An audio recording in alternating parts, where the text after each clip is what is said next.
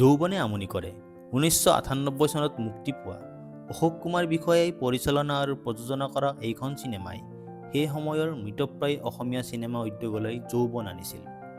তথ্য অনুসৰি 90ৰ দশকত প্ৰায় 64খন অসমীয়া চিনেমা নিৰ্মাণ হৈছিল আৰু প্ৰায় কেইখনেই ব্যৱসায়িকভাৱে বিফল আছিল। তাৰ মাজতে যৌৱনে আমনি কৰি আছিল ব্যতিক্ৰম। বলিউডক অনুসৰণ কৰি নিৰ্মাণ কৰা এইখন চিনেমাই প্ৰচুৰ বাণিজ্যিক সফলতা লাভ কৰিছিল। চিনেমাখনৰ নায়িকা বৰ্ণালী পূজাৰীয়ে লাভ কৰিছিল শ্ৰেষ্ঠ অভিনেত্ৰীৰ ৰাজ্যিক চলচ্চিত্ৰ বঁটা। চিনেমাখনৰ সফলতাৰ অন্যতম কাৰণ আছিল সুপৰিকল্পিত প্ৰচাৰ ডিজাইন। আগলি বাহৰে গগনা বজা লাহিকৈ হাঁহিৰে মুখনি সজা